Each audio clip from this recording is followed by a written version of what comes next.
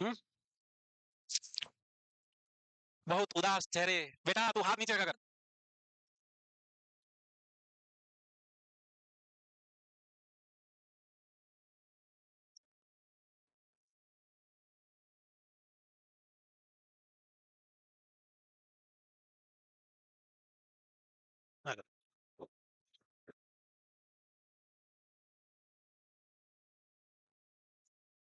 Good evening.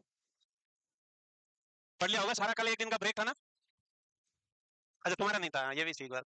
चलो vital sign पढ़ रहे थे, जिसमें पढ़ा क्या? टेम्परेचर। टेम्परेचर पढ़ लिया ना? ले बेटा बता। कौन बताएगा? आप बताओगे? नहीं कर नहीं। Least reliable site for taking temperature. Least reliable site और मोस्ट रिलायबल और कॉमन। सबसे फास्टेस्ट रूट कौन सा है? Second number. अरे सिर्फ पहले को याद रखोगे क्या? सेकंड नंबर कौन सा है? Heat sensitive tape. Heat sensitive tape वो सेकंड फास्टेस्ट रूट है। आज उसके आगे का देखते हैं, रेस्पिरेशन। ये वो चल रहा था। अच्छा हाँ, पूरा नहीं हुआ ना टेम्परेचर? हाँ ठीक है। पतझड़ हुए बिना पेड़ों पर नए पत्ते नहीं आते, और परेशानियां और कठिनाइयों के बिना अच्छे दिन नहीं आते। तो तुम वैसे ही बहुत परेशान हो। हाँ वो ज्यादा परेशान है, देखो पीछे। वैसे ही कठिनाइयां परेशानियां तो बहुत है। अरे कोई परेशानी नहीं है, कुछ नहीं है। हवा नहीं आ रही? हवा तो खूब है। कठिनाइयां परेशानियां आती रहेगी जब तक जिंदा हो। ए बच्ची, कन्या, गर्दन यूं रह जाएगी बेटा। है, दिक्कत हो जाएगी। जब तक जिंदा हो कठिनाई परेशानी चलती रहेगी। जिस दिन मामला सलट जाएगा परेशानियां खत्म हो जाएगी, है ना? तभी जिंदा हो, परेशानियों का मजा लो, जिंदगी का मजा लो। हम्म? परेशानियां खत्म तभी होगी जब राम नाम सत्य है। और तुम मान के चलो, सिर्फ तुम्हारे मानने पे है कि मान लो तो मौज है, वरना प्रॉब्लम तो हर रोज है। मान लो कि मौज है, वरना समस्या और प्रॉब्लम तो हर रोज है, तो तुम मान लो बस मौज है। हम्म? अच्छा वाह है क्या? ठीक है चलो। फीवर पढ़ रहे थे, फीवर। अब फीवर में देखे। अरे रुक जा भाई। फीवर में देखे थे कुछ टाइप आपने। ऑनसेट और इन्वेजन, इंटरमिटेंट, रिमिटेंट, है ना? और डिफरेंस और डिक्लाइन। इसके आगे देखें सेटल बैक और बाइफेसिक फीवर क्या होता है? नाम से दिख रहा है बाइफेसिक। बाइफेसिक का मतलब क्या होगा? कि पेशेंट कुछ समय तक नॉर्मल रहेगा, उसके बाद वापस फीवर आ जाएगा, उसके बाद वापस फीवर आ जाएगा। तो patient then feel well for about 24 hours, after which fever may occur again, after which the fever may occur again. इसको सेटल बैक पैटर्न बोलते हैं। बट हमेशा जो पहले टेम्परेचर था उससे लोअर पीक का होगा। यानी कि पेशेंट को फीवर आया 102 डिग्री तक गया, उसके बाद 24 घंटे तक कोई फीवर नहीं आया, 24 घंटे बाद वापस फिर फीवर आया 100.8, 102 से कम आएगा बट वापस फीवर आएगा। तो सेटल बैक पैटर्न का मतलब यही है कि एक बार फीवर आ गया, जो डिग्री तक पहुंचा, उसके बाद वापस नॉर्मल हो गया, 24 आवर्स या कुछ समय तक फीवर नहीं आएगा। उसके बाद जब वापस टेम्परेचर बढ़ेगा तो वो 102 से कम रहेगा, यानी कि पहले जो टेम्परेचर का पीक पॉइंट था उससे कम फीवर रहेगा। इसको हम सेटल बैक पैटर्न और बाइफेसिक फीवर बोलते हैं। क्या बोलते हैं? सेटल बैक और बाइफेसिक। और ये मेनली डेंगू में देखने को मिलता है, डेंगू हेमरेजिक में। और डेंगू हेमरेजिक में दूसरा पैटर्न कौन सा देखने को मिलता है? मलेरिया में भी देखने को मिल सकता है ये सेटल बैक पैटर्न। किसमें? मलेरिया में भी 24 घंटे बाद था ना, मलेरिया में 24 घंटे, 48 घंटे, 72 घंटे के बाद का फीवर, है ना? तो वो भी बाइफेसिक फीवर है। डेंगू हेमरेजिक में भी देखने को मिलता है। डेंगू वाले को और क्या बोलते हैं? Breakbone fever. क्या बोलते हैं? वो सब कम्युनिटी में तुम पढ़ोगे वैसे, डेंगू वेंगू सब। इतना देखो इसमें सेटल बैक में कि ये डेंगू हेमरेजिक फीवर में देखने को मिल सकता है, मलेरिया में भी देखने को मिल सकता है, और डेंगू वाले को ब्रेक बॉर्न फीवर कहते हैं। ये बात तुम सबको पता है। पता है कि नहीं? हम्म, नहीं पता है बेटा? किसको? इसको? अरे भाई साहब, तीन बार तो मैं पहले रिपीट कर चुका हूँ। यहाँ सेटल बैक फीवर या बाइफेसिक फीवर एक वो फीवर है जिसमें मान लो पेशेंट को फीवर आया 102 डिग्री तक गया, उसके बाद फीवर वापस नॉर्मल हो गया, 24 घंटे तक कोई फीवर नहीं आया, उसके बाद वापस फीवर आया 24 घंटे बाद। पर इस बार जो 24 घंटे बाद फीवर आएगा वो पहले वाला हाईएस्ट पॉइंट कितना था? 102 डिग्री, उससे कम रहेगा, उससे कम रहेगा। यही है। समझ में आया कुछ? लिख लो किसमें देखने को मिलता है तो ऐसे लिख सकते हो। डेंगू हेमरेजिक फीवर में देखने को मिल सकता है, मलेरिया में देखने को मिल सकता है, और डेंगू हेमरेजिक फीवर को ही क्या बोलते हैं अपन? ब्रेक बॉर्न फीवर बोलते हैं।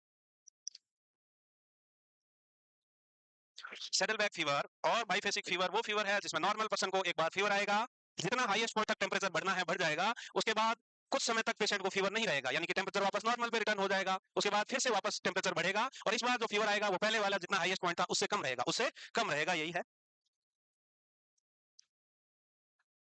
हो गया? फिर आता है आपका रिलैप्सिंग फीवर।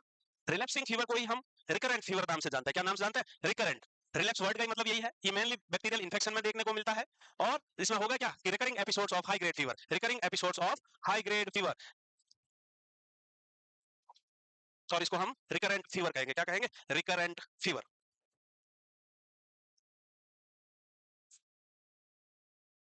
स्पाइरोट्रीट्स की प्रजाति है बोरियोला, उसके कारण भी ऐसा पैटर्न देखने को मिल सकता है। रिलैप्सिंग फीवर वाला कौन सा? रिलैप्सिंग फीवर का पैटर्न देखने को मिल सकता है। नाम से ही दिख रहा है रिलैप्सिंग और रिकरेंट, रिलैप्सिंग और रिकरेंट। एक बार फीवर आया, ठीक हो गया, इन्फेक्शन ठीक हो गया, कुछ दिन बाद वापस आ गया, कुछ दिन बाद सिम्टम्स वापस आ गए, यानी कि फीवर वापस आ गया, इस टाइप्स के फीवर को हम रिलैप्सिंग फीवर और रिकरेंट फीवर कहेंगे। जैसे सिजोफ्रेनिया में रिलैप्स एंड रिमिशन होता है ना, वैसे ही ये फीवर का रिलैप्स है, फीवर का रिलैप्स है। रिलैप्स का मतलब यही है, एक बार फीवर आया, वापस ठीक हो गया, कुछ दिन तक ठीक रहा, उसके बाद इन्फेक्शन बॉडी में वापस हुआ और फिर से फीवर आया, फिर से फीवर आया, दूसरा नाम ही रिकरेंट है।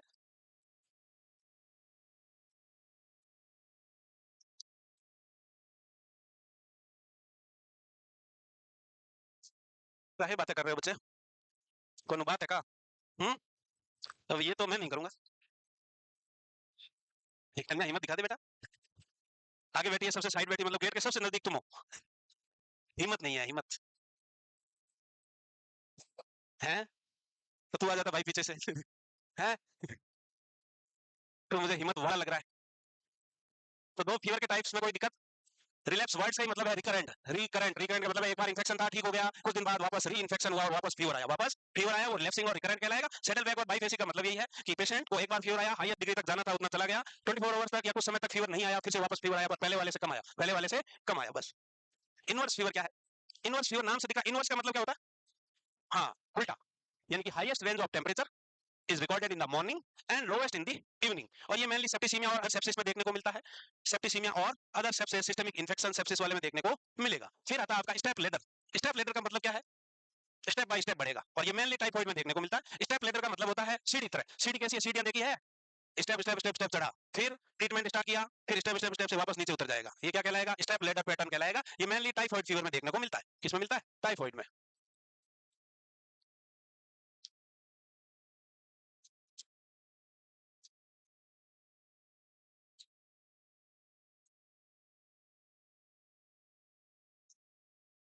Step by step gradually temperature का इंक्रीज होना स्टेप लेडर पैटर्न कहलाता है, और ये मेनली टाइफाइड फीवर में देखने को मिलेगा।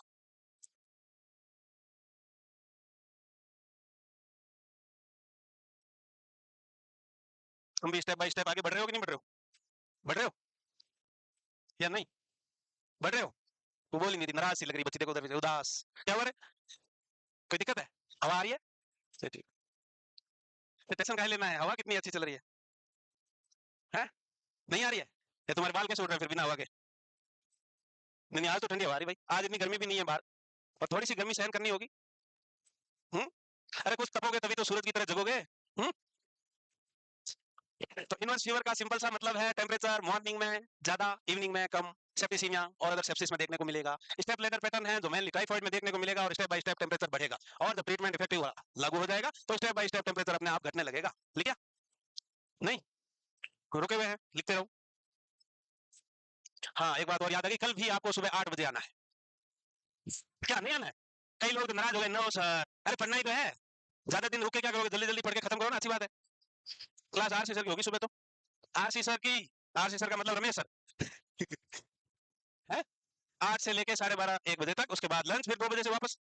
हम्म? पहले चाय नाश्ता, हाँ चाय नाश्ता मेस में है, जो बच्चे हॉस्टल में रहते हैं उनको चाय नाश्ता सब मिलेगा। आप बताओ, एक क्वेश्चन है, question, which time of the day we would have the lowest temperature reading?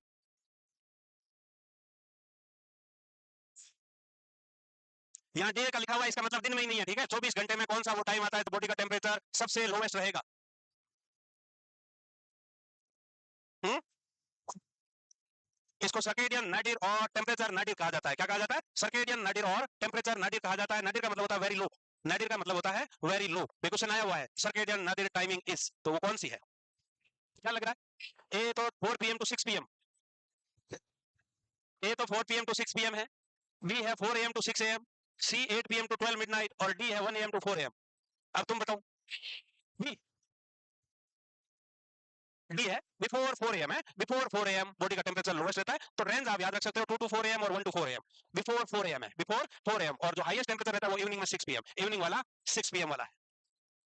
तो याद रखना है 1 टू 4 एम जो लोवेस्ट टेम्परेचर है, और जो हाईएस्ट वाला होगा, हाईएस्ट वाला होगा उसकी रेंज ऐसे याद रख सकते हो, या फिर 6 पीएम से बिफोर, 6 पीएम से पहले। इसको हम सर्केडियन नाडिर, बॉडी टेम्परेचर नाडिर नाम से जानते हैं, और नाडिर का मतलब होता है लो, वेरी लो। तो ये वर्ड याद रखना है, टाइम याद रखना है। हाईएस्ट टेम्परेचर याद रख लो, सिंगल रेंज में पूछा जाए तो 6 पीएम, बिफोर 6 पीएम।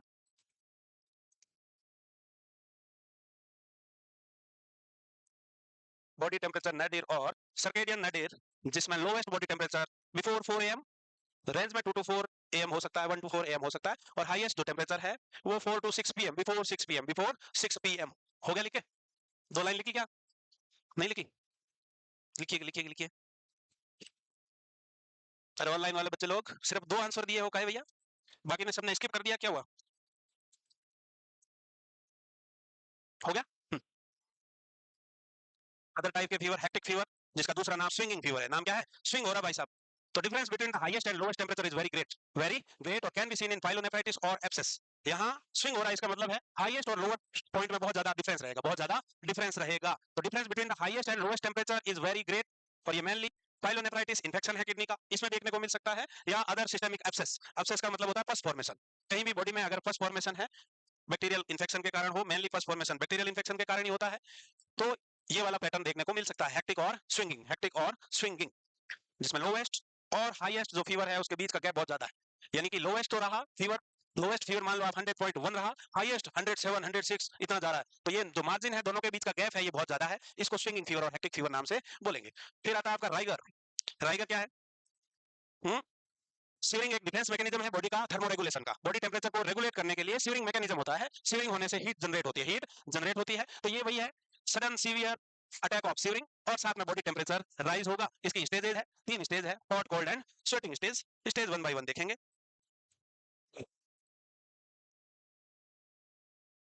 एक डिग्री टेम्परेचर अगर बढ़ जाता है तो ऑक्सीजन का कंजप्शन है जो 13% बढ़ा देता है। अगर टेम्परेचर एक डिग्री बढ़ा है तो respiratory rate 4 breath per minute बढ़ जाती है। कितनी? चार सांसें बढ़ा देगा अगर एक डिग्री टेम्परेचर बढ़ा है तो। और अगर एक डिग्री टेम्परेचर बढ़ा है तो हार्ट रेट कितनी बढ़ेगी? एवरेज हार्ट रेट 10 से 12 कितनी बढ़ती है? 10 से 12 हार्ट रेट, 10 से 12 हार्ट रेट बढ़ेगी। आगे आ जाएगा पॉइंट, लिख लेना वही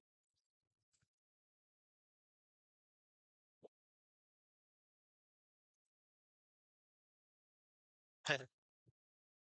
छोड़ दिया मैंने पानी पीना, उससे नाराज होके। दाऊ तूने पानी नहीं रखा इसलिए पानी नहीं पियेंगे अब।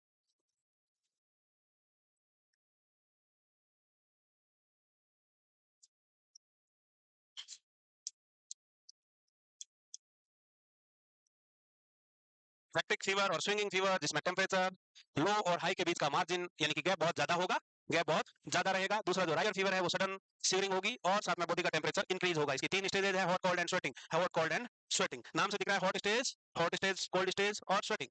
तो हॉट स्टेज में टेम्परेचर बढ़ेगा, कोल्ड स्टेज में क्या होगा? हम्म क्या होगा? ठंड लगे सीवरिंग होगी, और लास्ट में पसीना आके बुखार उतर जाएगा, स्वेटिंग होके बॉडी टेम्परेचर डिक्रीज हो जाएगा। तो देखें इनको वन बाय वन, अगर ये लिख लिया है तो लिख पाए? लिख लिया था? हम्म राइगर की स्टेज कोल्ड स्टेज है, यहाँ पेशेंट भयंकर सीवर करेगा। सीवरिंग का मतलब होता है कम कपाना, कम कपी। क्या है? ठंड में वाली वो क्या है? वो सीवरिंग है। वो क्या है? सीवरिंग है। यहाँ पल्स रेट वीक रहेगी और रैपिड रहेगी, वीक प्लस रैपिड है। टेम्परेचर मोर देन 103 डिग्री देखने को मिल सकता है। ये तो थी कोल्ड स्टेज। दूसरी स्टेज आई हॉट स्टेज। यहाँ सीवरिंग बंद हो गई है और पेशेंट बहुत गर्म फील करेगा और बहुत थर्स्टी फील करेगा, बहुत थर्स्टी फील करेगा, और हॉट फ्लैशेज होंगे। क्या होंगे? Hot flashes. हॉट फ्लैशेज का मतलब है बहुत एकदम ऐसा लग रहा है धुआं निकल रहा हो, गर्म इतना कि शरीर से धुआं निकल रहा हो, ऐसे इसको हम हॉट फ्लैशेज कहते हैं। और जो लास्ट स्टेज है आपकी शिवरिंग स्टेज, यहाँ मेनली टेम्परेचर फॉल होगा, बॉडी का टेम्परेचर नियर नॉर्मल आएगा, और जब टेम्परेचर नॉर्मल आएगा तो बाकी वाइटल्स पैरामीटर भी नॉर्मल होंगे। तो यहाँ टेम्परेचर में फॉल और पल्स रेट और बाकी वाइटल साइंस में भी इंप्रूवमेंट देखने को मिलेगा। तो तीन स्टेज है, cold hot and sweating stage. Cold hot and sweating stage. Cold में ठंड लगेगी, टेम्परेचर बढ़ेगा, पल्स वीक होगी। हॉट में हॉट फ्लैशेज, बहुत गर्म फील होगा और पेशेंट थर्स्टी फील करेगा। इसके अलावा थर्ड वाली स्टेज, यहाँ बॉडी का टेम्परेचर वापस नॉर्मल आएगा, अदर वाइटल भी नॉर्मल की तरफ आ जाएंगे। तो राइगर फीवर, ठंड लगे बुखार, किसमें आता है? किसमें होता है? किसमें? कोल्ड स्टेज में? अरे भाई कौन से इन्फेक्शन में आता है, कौन सी बीमारी में आता है पूछ रहा हूँ मैं। है? हाँ मलेरिया। बहुत सारे डॉक्टर जाते ही पूछते हैं बुखार ठंड लगे तो नहीं आता। अभी जो ये मच्छरों वाला सीजन है, अभी मच्छर कम हो गए, जोधपुर में तो कम हो गए मच्छर। अभी क्या है, गर्मी से फ्राई हो गए, गर्मी ज्यादा है ना, तो गर्मी में मर जाते हैं, फ्राई हो जाते हैं भाई। वो गर्मी बहुत है, आजकल कम होगी 2 दिन से। कल बारिश आई थी थोड़ी सी इसलिए कम हुई है। उमस होगी, कोई नहीं। अब मौसम है, जो होना है वो होगा, उसको रोना नहीं है। जैसा मौसम वैसा एंजॉय। भाई जिस चीज को तुम बदल नहीं सकते उसके लिए रोना नहीं है ना, उसके लिए कुछ नहीं कर सकते। जो एडजस्टमेंट, हम्म एडजस्टमेंट कर सकते हो ना, नहीं कर रहे? ठीक है चलो। तो तीन स्टेजेस राइगर की देख ली, नहीं हुआ था? अरे लिख लिया कि नहीं? फिर काय सर कर रहे हो। इसके अलावा अदर टर्मिनोलॉजी, लो पायरेक्सिया कौन सी कंडीशन में कहलाएगा, तो लो पायरेक्सिया बॉडी टेम्परेचर अगर 99 से 100 की रेंज में होगा उस कंडीशन को हम क्या कह देंगे, लो पायरेक्सिया। मॉडरेट 100 से 103 के बीच वाला है। इसके बाद हाई पायरेक्सिया किसको कहेंगे कि 103 से 105 हो गया, 105 से ऊपर जाता ही हाइपर पायरेक्सिया हो गया। और सब नॉर्मल टेम्परेचर कब कहेंगे, जब 95 से 98 के बीच सब नॉर्मल है। हाइपोथर्मिया 95, इसके अलावा हाइपरथर्मिया 105 से ऊपर वाले को कहेंगे। और ये चार चार पांच टेम्परेचर की रेंज जो है ये आपको याद रखना है। तो बॉडी का टेम्परेचर सब नॉर्मल कब कहलाएगा, तो 95 से 98 के बीच है तो सब नॉर्मल है। लेस देन 95 होते ही हाइपोथर्मिया कहलाएगा। हाइपोथर्मिया और हाइपरपायरेक्सिया में क्या फर्क है भाई? हुँ? है? हाँ। हम्म।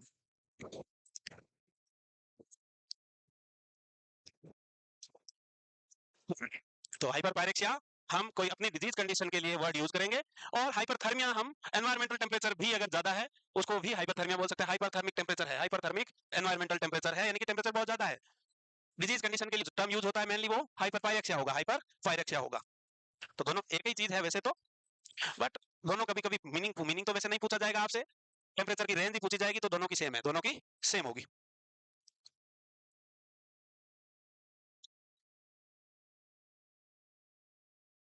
लिख लो 5 7 टेम्परेचर। नॉर्मल रेक्टल टेम्परेचर कितना होता है बेटा, कोई और ना बोले। रेक्टल टेम्परेचर क्या होता है, कितना होता है? 90 है, 94.9। ठीक बोल बेटा। 90 एक रेंज बोलो मेरे को, कितना होता है, कितना होता है, कितना लिखा है?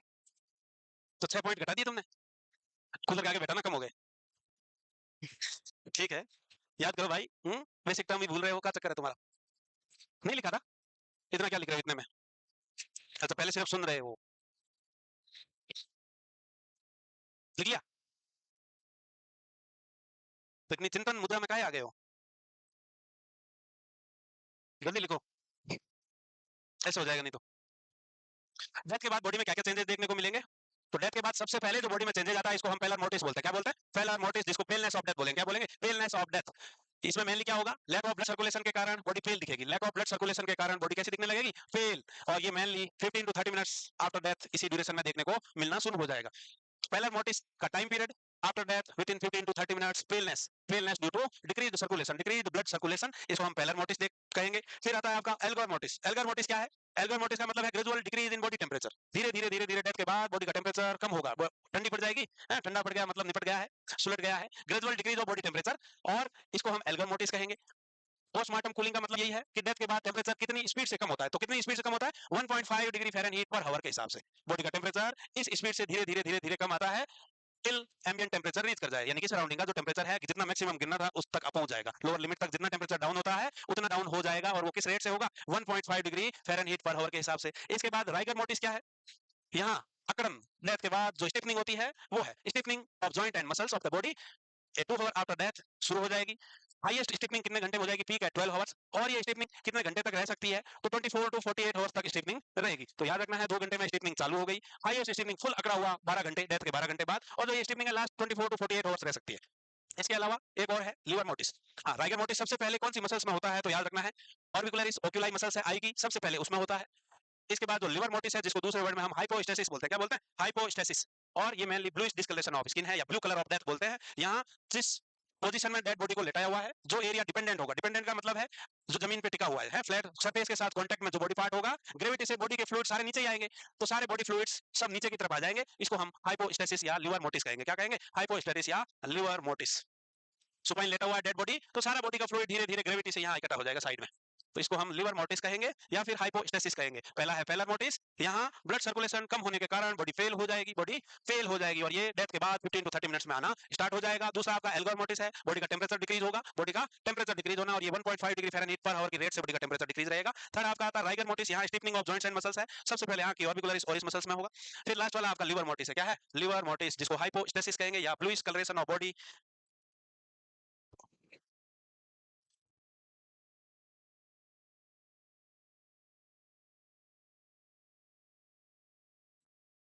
ये सब होगा एक दिन।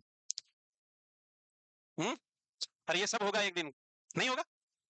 ऐसा हो नहीं सकता, होगा। मृत्यु यानी डेथ एक अटल सत्य है, जो आया है वो जाएगा। श्योर है ना? नहीं जाएगा? हमारा कोई नहीं रह पाया आज तक। क्यों पहलवान जी? ठीक हो? इतना काहे डर रहे हो? इतने जोर से नहीं लगेगी। तो डेथ के बाद बॉडी में चेंजेस याद रख लेने हैं। पेलर मोटिस सबसे अर्ली चेंजेस देखने को मिलेगा, जिसमें ब्लड सप्लाई कम होने के कारण बॉडी फेल होगी। फूल जाएगी ना, पानी अंदर भर जाएगा, बॉडी फूल जाएगी, इतना स्वेलिंग हो जाएगा कि स्टिफ होने की जगह नहीं बचेगी। दूसरा एल्गर मोटिस है। एल्गर मोटिस में बॉडी का टेम्परेचर डिक्रीज हो रहा है 1.5 डिग्री फ़ारेनहीट पर आवर की रेट से। राइगर मोटिस में स्टिफनिंग हो रही है और लिवर मोटिस में हाइपोस्टेसिस हो रहा है, ब्लूइश कलरेशन हो रहा है। अच्छू।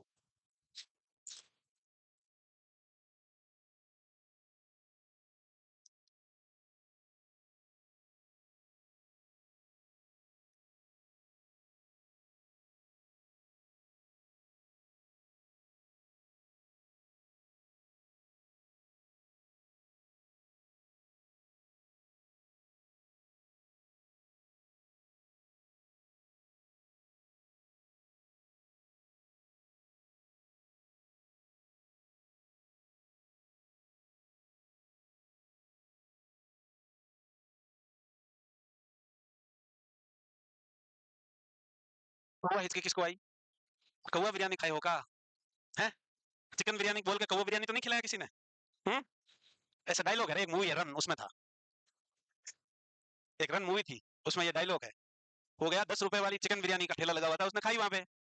चिकन बिरयानी खाने के बाद वहां से खा के चला आ गए, तो उसको कौवे जैसी आवाज आ रही, जैसे हिचकी आए काऊ काऊ आवाज आई, हिचकी आए काऊ काऊ ऐसी आवाज आई। सामने एक आदमी मिलता है कि भैया यार हम जब भी बोलते हैं या हिचकी आती कौवे की आवाज आ रही है। बोला कहाँ खाए थे? कि वो 10 रुपए वाली चिकन बिरयानी। बोला 10 रुपए में कौन चिकन बिरयानी खिलाता है, वो कौवा बिरयानी है। तो वैसे ही हादसा हो गया कौवा बिरयानी वाला। कौवा वाली हिचकी कौन ले रहा था अभी? है? लिख लिया चार चीज, याद रह जाएगा क्या? पहला मोटिस सर्कुलेशन डिक्रीज की वजह से फेलनेस ऑफ बॉडी है। दूसरा एल्गर मोटिस बॉडी टेम्परेचर का डिक्रीज हो रहा है। तीसरा rigor mortise stiffening of body हो रहा है। और चौथा liver mortise bluish colouration of death बोलते हैं, हाइपोस्टेसिस ऑफ फ्लूइड के कारण है। हो गया था ना? बोल दो नहीं तो वापस चले जाएंगे, हमें कोई जल्दी नहीं है। इसके अलावा ब्रेन सेल्स और skin cells lack of oxygen की वजह से कितनी देर में डेड हो सकती है? तो ब्रेन सेल्स 3 to 7 मिनट में डेड हो सकती है, और जो स्किन सेल्स है वो 24 आवर्स तक। और ब्रेन डेड की या ब्रेन डैमेज का टेम्परेचर क्या हो सकता है, ऐसा बॉडी का टेम्परेचर कितने तक बढ़ जाने के कारण ब्रेन सेल्स डेड हो सकती है, तो वो याद रखना है, वो है 40.6 डिग्री सेल्सियस। 40.6 डिग्री सेल्सियस अगर बॉडी का टेम्परेचर हो गया तो ब्रेन सेल्स डैमेज कर सकता है, ब्रेन सेल्स डैमेज हो सकती है, ब्रेन में इसीमिया हो सकता है, और इसीमिया हाइपोक्सिया के कारण ब्रेन सेल्स डेड हो सकती है। तो ये याद रखना है, स्किन 24 आवर्स, और जो ब्रेन की सेल्स है वो 3 to 7 minutes, temperature 40.6 degree, temperature क्या होगा 40.6 डिग्री। तो इस टेम्परेचर से कम में ही बने रहना, अदरवाइज दिमाग की कोशिकाएं डेड हो जाएगी। तो इस टेम्परेचर से कम टेम्परेचर में बने रहना है, और दिमाग को ठंडा रखना है 40.6 से कूल। रख लोगे? नहीं? अगर नहीं हो रहा है तो ठंडे पानी में सर को डुबो, बाल्टी भर के। पानी नहीं है, बर्फ लेके डालो उसमें, बर्फ बाहर मार्केट में मिलती है। विदाउट ऑक्सीजन अगर ब्रेन को 3 से 7 मिनट तक ऑक्सीजन नहीं मिली तो ब्रेन सेल्स डिस्ट्रॉय होनी स्टार्ट हो जाती है। अगर स्किन सरफेस की सेल्स है वो 24 आवर्स तक अगर कंटिन्यू ऑक्सीजन नहीं मिले तो ब्रेन सेल्स डेड होनी स्टार्ट हो जाएगी। और जो टेम्परेचर है 40.6 डिग्री से ऊपर चला गया तो मामला खराब होगा, ब्रेन सेल्स डेड हो सकती है, ब्रेन सेल्स डेड हो सकती है। लिख लिए 3 पॉइंट? अरे लिख पाए? ठीक बात। अब बुखार में क्या केयर करोगे तुम? सबको पता है बुखार में कई लोग ठंडा पानी पिलाना जरूरी है, ठंडा मत।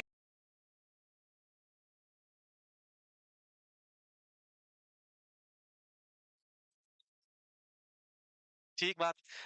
अब बुखार में क्या केयर करोगे तुम? सबको पता है बुखार में कई लोग पंखा बंद कर दो रे, पंखा बंद नहीं करना है, बुखार आ गया नहाने का ही नहीं है, 5 दिन 7 दिन बुखार है, नहाओ मत। है? क्या होता है? ठंड लगती है? हाँ?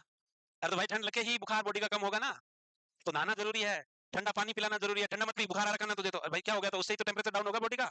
बॉडी में जब ठंडी चीज जाएगी कांटेक्ट में आएगी तो ही बॉडी का टेम्परेचर डिक्रीज होगा। बॉडी का टेम्परेचर डिक्रीज करने की चीजें हैं, कोल्ड कंप्रेस, आइस पैक दे सकते हैं, आइस बैग दे सकते हैं, कोल्ड स्पंजिंग कर सकते हैं, कोल्ड स्पंजिंग कर सकते हैं। अब डिफरेंट डिफरेंट टेम्परेचर है पानी का, अगर हॉट बोला जाए तो कौन सा टेम्परेचर होगा? तो हॉट का टेम्परेचर 100 से 105 डिग्री फ़ारेनहीट होगा। अगर वार्म वाटर बोला है, वार्म, तो वार्म का टेम्परेचर होगा 95 से 100 डिग्री। टेपिड बोला है, टेपिड यानी गुनगुना आपका, टेपिड में 80 से 95 होगा। कूल कब होगा? 60 से लेके 80 वाले को हम कूल कहेंगे, और कोल्ड किसको कहेंगे? 50 से 65 वाले को क्या कह देंगे? Cold water. तो ये टेम्परेचर भी स्पेशली टेपिड का याद रख सकते हो, टेपिड में क्वेश्चन आ जाता है, तो टेपिड याद रख सकते हो, टेम्परेचर 80 से 95 डिग्री फ़ारेनहीट है। बाकी फीवर में केयर सब तुमको पता है, सब बेसिक केयर तो यही है, ठंडी हवा, ठंडी ड्रिंक और कोल्ड स्पंजिंग। और स्पंजिंग नहीं कर सकते तो ठंडे पानी से नहला दो, ठंडे पानी से नहला दो, एक बार बॉडी का टेम्परेचर डिक्रीज हो जाएगा। बाकी दवाइयां जैसी प्रिस्क्राइब है, दवाइयां जैसी प्रिस्क्राइब है, मेडिकेशंस एंटीबायोटिक्स दे सकते हो। क्या मुस्कुरा रही बेटा, क्या हुआ, तापमान ज्यादा है? क्या हो गया? तो हॉट वाटर का टेम्परेचर 100 से 105 होगा, वार्म का टेम्परेचर 95 से 100 बोल सकते हो, टेपिड है जो 80 से 95 बोलना है, कूल वाला वाटर है आपका 65 से 80, 50 से 65 वाला कैसा हो गया, कोल्ड हो गया, cold.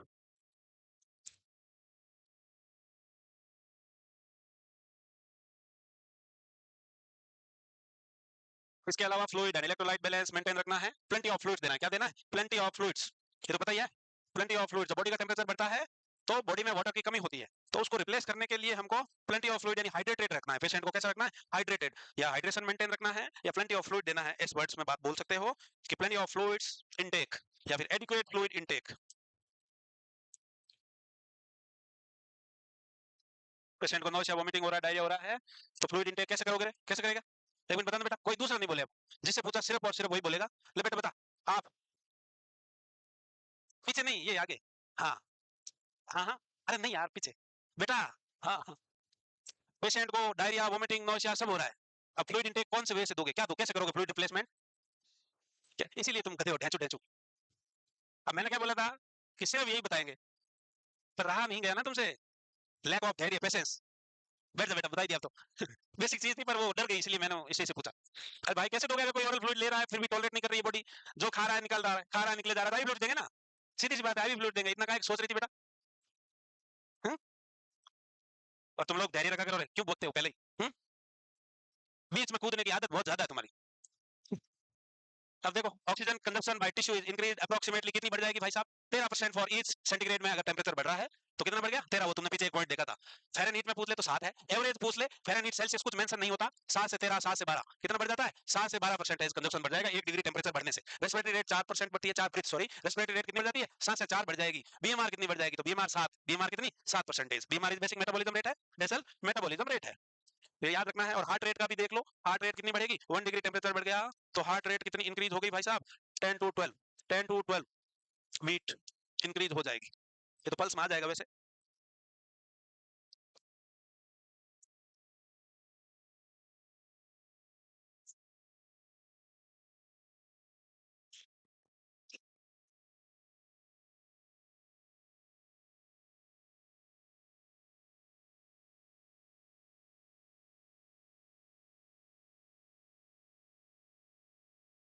A patient with head injury came to an emergency. A patient with head injury came to emergency room. Which vital sign is assessed first? क्यों भाई? चलो हेड इंजरी के साथ वर्ड जोड़ देते हैं। हेड इंजरी हुई है इसका मतलब क्या होगा? हेड इंजरी हुई है यानी कि कॉन्शियसनेस डिक्रीज हुई है। हेड इंजरी हुई है मतलब कॉन्शियसनेस डिक्रीज हुई है। कॉन्शियसनेस डिक्रीज में कौन सा वाइटल साइन है in emergency? Fifth vital sign कौन सा है? फर्स्ट तो तुम वही देखोगे, मैंने पूछ गलत लिया, ठीक है तुम्हारी गलती नहीं है। फर्स्ट तो तुम पल्स चेक करोगे, वो सही बात है। मैं पूछना था fifth vital sign in emergency कौन सा देखोगे। तुम्हारी गलती नहीं थी वो, मैंने उसमें ऐड करना भूल गया फिफ्थ वाइटल साइन, फर्स्ट की जगह फिफ्थ था। चलो कोई नहीं, तुम्हारा कहना भी सही है। इसके अलावा अगर बच्चा है न्यूबॉर्न, सबसे पहले क्या असेस करेंगे? सांसें। बच्चे को रुलाना है, क्या करना है? Cry, cry, first cry. ये नहीं लिख पाई इतनी देर में 4 लाइन भाई, लिखो। 1 डिग्री टेम्परेचर जो लाइन लिखी हुई थी, 1 degree temperature increases 10 to 12 heart beat और हार्ट रेट और पल्स। रेस्पिरेटरी रेट 4 बढ़ जाएगी और जो बीएमआर है वो 7% बढ़ जाएगी। ऑक्सीजन कंजप्शन भी एवरेज 7 से 12 और 7 से 13 बोल सकते हो, 7 से 12 और 7 से 13 बोल सकते हो। मुंह से मत लिखो रे, जल्दी जल्दी लिखो।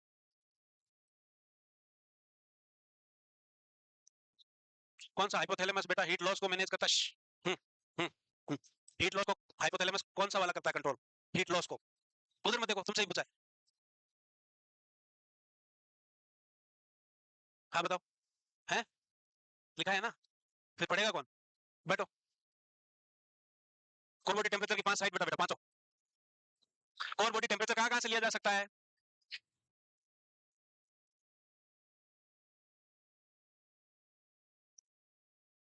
Tympanic membrane, pulmonary artery, nasopharynx, oesophagus, urinary bladder, urinary bladder. अबे याद कौन करेगा? फायदा नहीं है ना उससे। एग्जाम तुम लिखोगे ना भाई, मैं याद कर लूंगा, अगर तुम्हारी जॉब मेरे याद करने से लगती है तो मैं याद करके रखूंगा ये सारी चीजें, पर सैलरी तुमको पूरी पूरी मुझे ही देनी है जॉब के बाद। दे पाओगे? कोई नहीं देगा भाई। क्या? क्या सैलरी आई थोड़ी है, सिर्फ बात की है उसकी। सैलरी आने के लिए बहुत वो आग जिंदा रखनी होगी कि आग लगा ले सीने में जब तक। बताओ भाई। In assessing a tympanic temperature, सुनो पहले, in assessing a tympanic temperature in a 20-year-old male patient, which of the following could result in a least accurate reading? 20 साल के एक नौजवान का टिम्पेनिक टेम्परेचर ले रहे हो, लिस्ट एक्यूरेट वाला फैक्टर कौन सा है? लिस्ट एक्यूरेट का मतलब है इनमें से कौन सा वो फैक्टर है जिससे टेम्परेचर सही नहीं आएगा, जिससे टेम्परेचर इफेक्ट होगा, सही नहीं आएगा। A plastic probe cover over the tip of thermometer. दूसरा option, patient has been outdoor for more than 30 minutes. तीसरा option, the pinna is pulled backward and upward. Insert thermometer in figure of 8. ये तो तुमको पता ही है। The lens and the probe of the device are clean and intact. अब बताओ।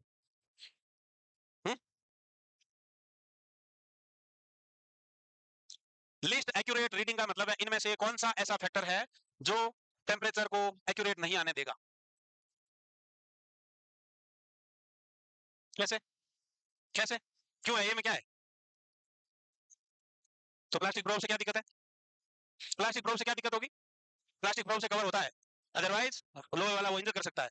ठीक है, दूसरा मेन बात ये, वैसे टेम्पेनिक टेम्परेचर एनवायरमेंटल सराउंडिंग से इफेक्ट नहीं होता, फिर भी अगर पेशेंट बाहर से आया, ऐसी लू में भी बाहर 40 डिग्री टेम्परेचर जो चल रहा है, तो भाई साहब पूरी बॉडी अंदर हिली हुई है, टेम्पेनिक के अंदर हार्ट तक गर्म हो रखा है, इसलिए वेट करना है, आते ही टेम्परेचर नहीं लेना है, आते ही टेम्परेचर नहीं लेना है, वेट करना है, वेट। अगर कोई आधा घंटे तक धूप में खड़ा होकर आया है, इसका मतलब वेट करना है at least 10 minute, wait for at least 10 minutes, wait for at least 10 minute, 10 minutes. If patients came from outside, बाहर से आया है धूप से, तो वेट करना है, या एक्सट्रीम कोल्ड टेम्परेचर से आया, बाइक चला गया है आधा घंटे से यूं ठंड में थपेड़ खाता हुआ है, तो भी ध्यान रखना है 10 मिनट तक बैठाओ, नॉर्मल टेम्परेचर में बैठाना है 10 मिनट्स, उसके बाद ही टेम्परेचर लेना है। तो याद रखना है ये सारी चीजें। इसमें क्या लिख रहे हो? कुछ नहीं, यही लिख दो एक पॉइंट कि if a patient is outdoor for more than 30 minutes, then the tympanic temperature should be taken after 10 minutes, after 10 minutes, wait for 10 minutes, then only the temperature is taken। बाकी मेथड तुमको पता है temperature लेने की, क्या वो भी लिखोगे क्या? कुछ लिख रहे हो? चलो आगे चलो। ठीक है, ये क्या है? पढ़ तो नहीं लिया? पढ़ तो नहीं लिया अभी? चलो बताओ क्या है ये भाई? Frost bite. फ्रोस्ट बाइट का मतलब क्या है? जैसे हम जब ट्रेनिंग कर रहे थे तब हमसे किसी ने वाइवा में पूछा था फ्रोस्ट बाइट क्या होता है, तो हमने कहीं देख रखा था कि फ्रॉग बोलते हैं मेंढक को, अब मेंढक ने काट लिया या सुसु कर देने को फ्रोस्ट बाइट बोलते हैं। वाइवा में ऐसा क्वेश्चन पूछा, उसने बताया सर मेंढक ने काट लिया या सुसु कर दिया है। तो फ्रोस्ट बाइट क्या है? एक्सट्रीम कोल्ड टेम्परेचर से लगातार कांटेक्ट में रहने के कारण ये सिचुएशन अराइज होती है, इसको हम फ्रोस्ट बाइट बोलेंगे। क्या बोलेंगे? Frost bite. ये देखो एक्चुअल इमेज, वो लोअर डिग्री का फ्रोस्ट बाइट था, पहले शुरुआत में ऐसे होंगे, उसके बाद फाइनली ये गैंग्रीन बन जाएगा, कंप्लीट नेक्रोसिस, कंप्लीटली नेक्रोसिस हो जाता है। ये जो लोग लगातार बर्फ में ड्यूटियां करते हैं उनके हो सकता है। फ्रोस्ट बाइट की मेन साइट होती है tip of the nose, ear lobes, कान, ये और फिंगर टिप्स, ये मेन पार्ट एरिया होते हैं जो अफेक्टेड हो सकते हैं। तो damage to the tissue and blood vessels as a result of prolonged cold exposure, बहुत ज्यादा ठंडे टेम्परेचर से लगातार एक्सपोजर होने के कारण ऐसा होगा, उसको हम क्या बोलेंगे? Frost bite. ये ना मेंढक ने काटा है ना सुसु किया है, ये कमाल हो गया है ठंड का। कॉमन साइट है, फिंगर है, टोज है, फेस है, नोज है, ईयर है, इन साइट पे ज्यादा होने का रिस्क रहता है, क्योंकि ये ही ज्यादा कांटेक्ट में रहने के चांसेस है। इंसान बाहर बर्फ में काम कर रहा है, बहुत सारे जूते ये वो पहन रहा है, कुछ चीजें छुएगा तो फिंगर टिप्स से करेगा, नाक का टिप बाहर रह सकता है, कान का टिप बाहर एक्सपोज रह सकता है, तो ये सारी चीजें रिस्क पे ज्यादा रहती है। अरे रुक जाओ तो लिखने दूंगा ना, ऐसे थोड़ी है कि तुम्हें लिखने नहीं दिया जाएगा। तुमको ऐसा लगा क्या? अच्छा,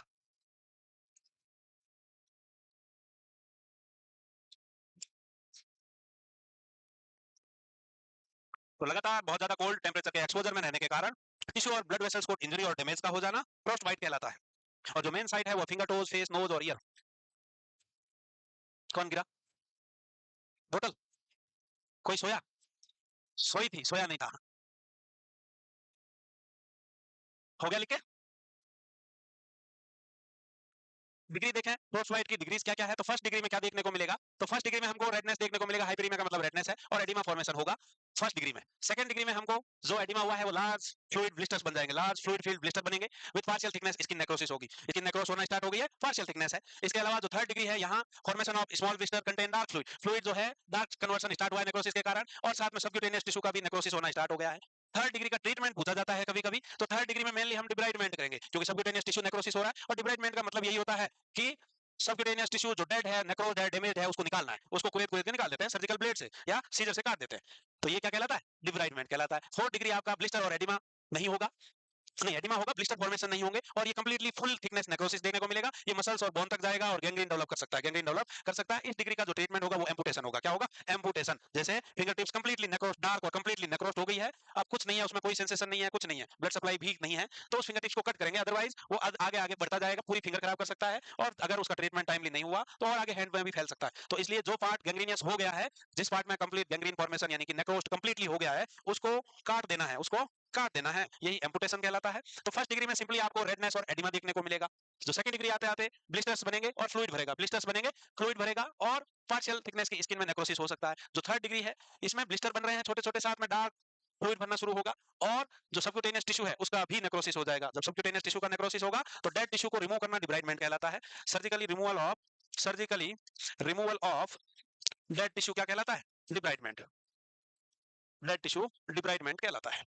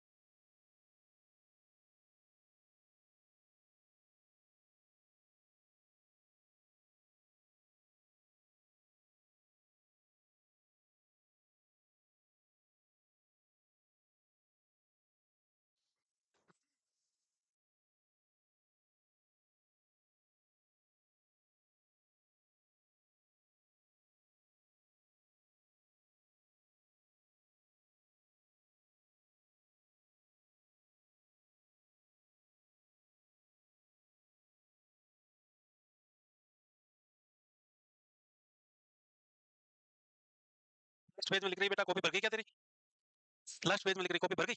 कब? अभी अभी एक ही पेज लेके आई थी? कैसे भर गई भाई, एक ही पेज लेके आई?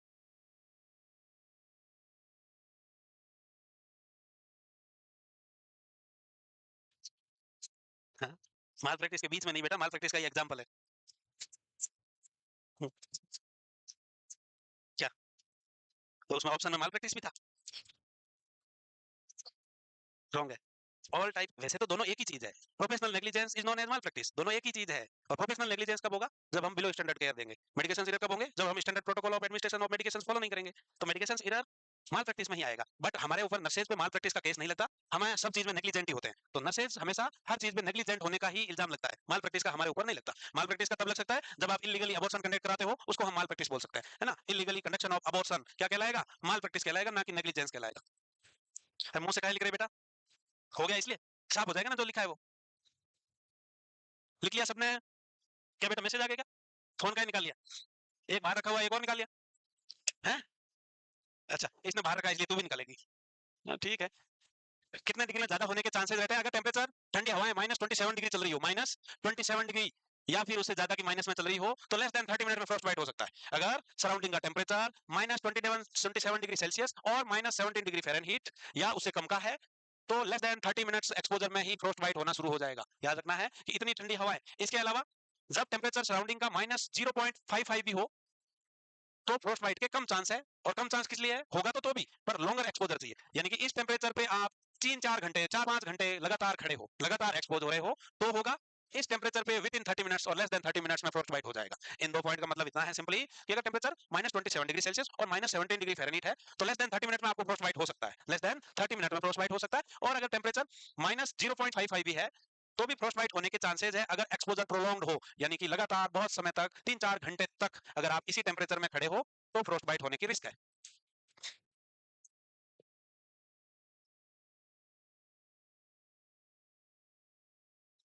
अभी तो तुम जहां रह रहे हो वहां फ्रोस्ट बाइट का खतरा नहीं है, हीट स्ट्रोक का खतरा है? वैसे अब ज्यादा गर्मी नहीं पड़ेगी, अब बारिश शुरू हो जाएगी तो उमस रहेगी, ह्यूमिडिटी रहेगी, पर इतना बहुत ज्यादा गर्मी वाला मामला नहीं रहेगा, गर्म हवाएं नहीं होगी, ह्यूमिडिटी हो सकती है, उमस। तुम्हारे हॉस्टल में कूलर ज्यादा करेंगे, क्लास में भी हो सकती है, पर जो गर्म हवा है ना, गर्म गर्म हवा की गर्म थपड़े हैं, वो कम हो जाएगी। हम्म। लिख लिए 2 पॉइंट? नहीं? अरे इतना काहे लिखते हो भाई? -27 डिग्री या -17 डिग्री फ़ारेनहीट, लेस देन 30 में भी फ्रॉस्ट बाइट हो सकता है। अगर टेम्परेचर 0.55 डिग्री है तो भी रिस्क है, बट ज्यादा समय तो होगा, ज्यादा समय एक्सपोज रहोगे तो हो सकता है। साइन एंड सिम्टम में हमको देखने को मिलते हैं redness, swelling, pain, tingling sensation. इसके अलावा ये तो लिख लो, इसके अलावा इसमें कोई फर्स्ट साइन एक जरूरी नहीं है, अलग अलग इंडिविजुअल पे अलग अलग कलर पे है, degree of temperature and individual differences है। सबसे पहले साइन क्या मिल सकता है? तो रेडनेस हो सकती है, टिंगलिंग सेंसेशन फील हो सकती है, स्वेलिंग हो सकती है, स्टार्टिंग में पेन हो सकता है, और बाद में जब कंप्लीट हो जाएगा तो पेन, बाद में तो पेन चला जाता है। जब कंप्लीट नेक्रोसिस हो जाता है तो पेन होगा नहीं। फर्स्ट और सेकंड डिग्री तक पेन हो सकता है हल्का, उसके बाद पेन तो लिमिटेड हो जाता है। फोर्थ डिग्री में तो कोई पेन नहीं है क्योंकि कंप्लीटली नेक्रोस्ड हो चुका है वो पार्ट। तो ये ध्यान रखना है। तो रेडनेस, स्वेलिंग और टिंगलिंग सेंसेशन हो सकती है जब एक्सट्रीम कोल्ड से एक्सपोजर हो। ये साइन एंड सिम्टम दिख रहे हो तो तुरंत अलग हो जाना है और उससे वार्म टेम्परेचर में आ जाना है। कोई खतरा नहीं है इस बात का फिलहाल। कोई बर्फ वाली जगह से है तो अलग बात है कोई बर्फ वाली जगह से शिमला, श्रीनगर नहीं है? कहाँ के बेटा है? अब के आते वक्त शिमला से बर्फ लाना हमारे यहाँ, गर्मी बहुत ज्यादा है, ज्यादा नहीं ला पाओ तो एक आध थैली भर के ही लाना। अब इसमें फ्रॉस्ट बाइट में नर्सिंग इंटरवेंशंस क्या क्या कर सकते हैं भाई? तो रिवॉर्म करना है। क्या करना है जो पार्ट कांटेक्ट में आया है बॉडी का, उस बॉडी पार्ट्स को रिवॉर्म करना है। Rewarm the part rapidly and warm water bath. क्या करना है? वार्म वाटर बाथ देना है, डुबो के रखना है, या लगातार उसमें डालते रहना है, या मर्ज करके रखना है, और टेम्परेचर 38 डिग्री होना चाहिए। इसके अलावा बॉडी के पार्ट को जेंटली हैंडल करना है, इमोबिलाइज किया जा सकता है, एलिवेट रखना है, एलिवेट स्वेलिंग कम हो। इसके अलावा avoid using dry heat, dry heat का इस्तेमाल नहीं करना है। ये नहीं है कि जगह फुल गर्म हवा लेके उसको कर दिया, इससे और ज्यादा नहीं है उस पार्ट पे और ज्यादा स्किन बर्न हो सकती है, इसलिए ड्राई हीट का इस्तेमाल नहीं करना है। अरे बस करो, मतलब तुम सबके अंदर नागिने हैं और कुछ लोगों में नाक नहीं, नाक कम है, इधर भी आवाज आ रही है, इधर नाक तो दिख नहीं रहा, ये नागिने थी है। नाग तो कुछ एक ही बचे हैं, प्रजाति विलुप्त होती जा रही है। हाँ, ये उस पार्ट को बिल्कुल मसाज नहीं करना है कि गर्म कर देता है मसाज, ठंड में जैसे आदत है हाथ ठंड हो रहा है वैसे ये नहीं करना है, स्किन पील ऑफ हो जाएगी, वुंड हो सकता है। इसके अलावा कंपार्टमेंट सिंड्रोम के साइन को असेस करना है। कंपार्टमेंट सिंड्रोम क्या होगा? कंपार्टमेंट का बन जाने का मतलब है प्रेशर बिल्डअप हो जाना, प्रेशर बिल्डअप होके ऑर्गन कंप्रेस करना। प्रेशर बिल्डअप कब होगा? जैसे फ्रॉस्ट बाइट के कारण वेसोकॉन्स्ट्रिक्शन हो गया, ब्लड सप्लाई रुक गई, वेसोकॉन्स्ट्रिक्शन होके ब्लड सप्लाई रुक गई, यहाँ पूरा हाथ एक्सपोज रहा बर्फ में और यहाँ की ब्लड सप्लाई रुके और वेसोकॉन्स्ट्रिक्शन हो गया, वेसोकॉन्स्ट्रिक्शन हुआ, एडिमा हुआ, वेसोकॉन्स्ट्रिक्शन हुआ, एडिमा हुआ, और हाथ अब स्किन तो जितनी इलास्टिसिटी है इतनी फूल सकती है ना, तो अंदर ही अंदर यूं फूलेगी, अंदर अंदर फूलेगी तो स्किन में कितनी टाइट चीज फिक्स हो जाएगी, तो अंदर बाकी नर्व्स को, ब्लड वेसल्स को सब कंप्रेस करेगा, प्रेशर बढ़ेगा, तो उसको रिलीज कैसे करेंगे? ये तो कंपार्टमेंट सिंड्रोम हो गया। अब इस प्रेशर को रिलीज करने के लिए जो सर्जरी करते हैं उसको क्या बोलेंगे? हाँ, फेशियोटोमी। फेशियोटोमी का मतलब सिंपल यही है कि इस हाथ के अंदर ही अंदर कोई ब्लड वेसल रप्चर हुई है, कोई फ्लूइड है या कुछ भी एडिमा हुआ है, स्वेलिंग हुई है इंजरी के कारण, तो ये हाथ बहुत अंदर ही अंदर, कंपार्टमेंट का मतलब यही होता है कि प्रेशर क्रिएट करना सराउंडिंग ऑर्गन पे। जब सराउंडिंग ऑर्गन पे प्रेशर होगा तो प्रेशर को रिलीज करना है। रिलीज कैसे करेंगे? जब ये स्किन बड़ी हो जाएगी, स्किन बड़ी हो जाएगी तो बड़ी कैसे होगी? इंसिजन देके फेशिया को खोलना है। स्किन के नीचे की लेयर होती है फेशिया, उसके बाद आती है मसल्स, उसके बाद क्या आती है? मसल। तो मसल्स के ऊपर की व्हाइट लेयर होती है फेशिया, उसको खोल देंगे, जब खोल देंगे तो जगह मिल गई और कंपार्टमेंट रिलीज हो जाएगा, कंपार्टमेंट रिलीज हो जाएगा। कंपार्टमेंट सिंड्रोम फ्रैक्चर में बन सकता है, कोई blood vessels injury, weakness injury में बन सकता है, प्लास्टर कास्ट में बन सकता है। प्लास्टर लगा दिया एकदम टाइट, हाथ फ्रैक्चर हुआ, प्लास्टर लगाया ऑर्थो वाले डॉक्टर ने और बहुत टाइट लगा दिया। कंपार्टमेंट का यही मतलब है कि सराउंडिंग ऑर्गन को कंप्रेस करना, प्रेशर डालना, प्रेशर डालना। तो कंपार्टमेंट सिंड्रोम में टाइट कास्ट में क्या करता है? विंडो क्रिएट करता है। अगर किसी ने प्लास्टर कास्ट टाइट लगा दिया तो उसमें कंपार्टमेंट सिंड्रोम को रिलीज करने के लिए प्लास्टर में विंडो क्रिएट करना है। विंडो क्रिएट का मतलब है जगह जगह से स्क्वायर शेप में कट लगाएंगे, प्लास्टर में ही कट लगाएंगे, पैर में नहीं, प्लास्टर में ही जगह जगह कट लगा देंगे तो प्लास्टर लूज हो जाएगा। बस वही है। वैसे ही हाथ को भी यहाँ कंपार्टमेंट हुआ है तो लूज करना है, लूज करने के लिए स्किन काटेंगे और फेशियोटोमी काटेंगे। कंपार्टमेंट सिंड्रोम के 5 पी सिम्टम होते हैं। क्या है वो? What are the 5 P symptom of compartment syndrome?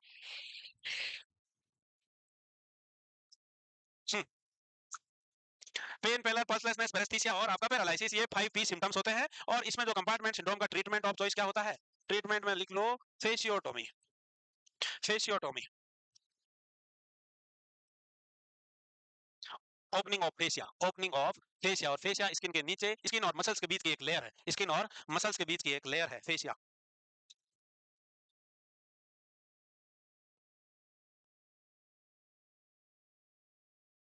तो जब भी कंपार्टमेंट सिंड्रोम हो रहा हो, पेन होगा, ब्लड सप्लाई कंप्रेस कर रहा है, कॉन्स्ट्रिक्शन कर रहा है, इसलिए फेलर होगा।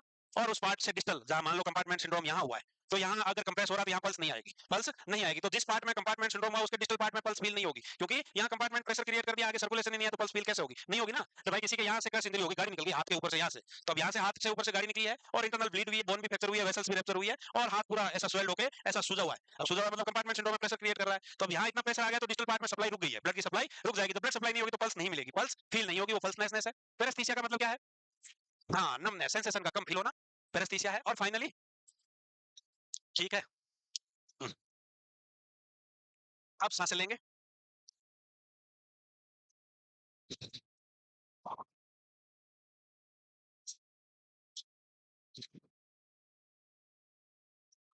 कमाल के लोग, कमाल के। तो रेस्पिरेशन क्या है भाई? एक्ट ऑफ ब्रीथिंग है। Respiration is an act of breathing in which inspiration में अंदर क्या लेंगे? ऑक्सीजन लेंगे, और बाहर कार्बन डाइऑक्साइड छोड़ देंगे। तो नॉर्मल रेस्पिरेशन को हम यूपनिया बोल सकते हैं या नॉर्मोपिनिया बोल सकते हैं। क्या बोल सकते हैं? Normopnoea. The term used to describe normal respiration is eupnoea और नॉर्मोपिनिया। रेस्पिरेशन है क्या? कि ब्रीथिंग का प्रोसेस है जिसमें ऑक्सीजन अंदर लेना, कार्बन डाइऑक्साइड को बाहर छोड़ना। इंटरनल रेस्पिरेशन क्या है? तो exchange of gases between blood and tissue क्या कहलाएगा? इंटरनल रेस्पिरेशन कहलाएगा। और एक्सटर्नल रेस्पिरेशन आपका लंग्स और ब्लड के बीच का जो एक्सचेंज है उसको हम क्या बोलेंगे? External respiration. तो याद रखने हैं, internal between blood and tissue है, एक्सटर्नल जो रेस्पिरेशन है वो लंग एंड ब्लड के बीच का है। Internal and external. और रेस्पिरेटरी को रेट को कंट्रोल या रेस्पिरेशन को कंट्रोल बॉडी का ब्रेन का कौन सा पार्ट करता है? कौन सा करता है? मेडुला ऑब्लोंगेटा करता है। टेम्परेचर को कौन कर रहा है? अभी रजिस्टर खोलेंगे, मैं पूछूंगा उधर जाके। अरे नहीं पूछ रहा, जो सो है उसको जगाना आया था मैं तो। देवा सो रहा था।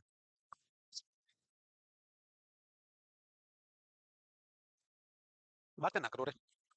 आपके लिखा हुआ बच्चे? लिखा हुआ है? कब लिखा है? अच्छा, पेन ड्राइव कोर्स का लिखा हुआ है, ठीक है।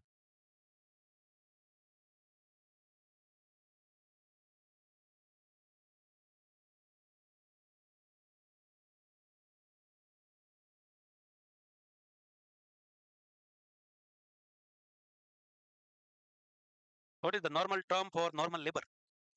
Term used to describe normal labour. Normal labour समझते हो? What is labour? लेबर क्या है? लेबर सुना है? लेबर मतलब वो वर्कर नहीं, काम करने वाले नहीं। लेबर क्या है बेटा? लेबर पेन सुना है? हाँ, सी स्टार्स लेबर पेन मतलब। अरे शर्मा मत बोलो।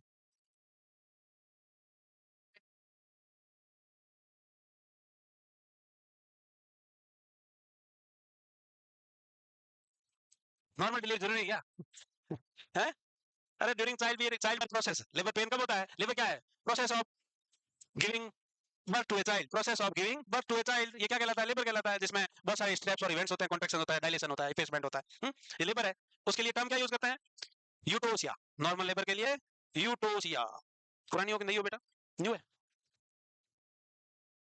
तुम पुरानी हो? नहीं हो? नहीं नहीं, नहीं हो आप? न्यू पुरानी हो? नॉर्मल मूड को क्या कहते हैं? नॉर्मल मूड को क्या कहते हैं? The term used to describe normal mood is euphoria. हा यूथाइमिया कहते हैं। यूफोरिया तो ये है, हा ये यूफोरिया है। पढ़ेगा कौन? हाँ, ठीक है, मैं पढ़ेगा भाई, सबकी जगह मैं पढ़ेगा। कितने खुश हुए देखो, नहीं लिखा था।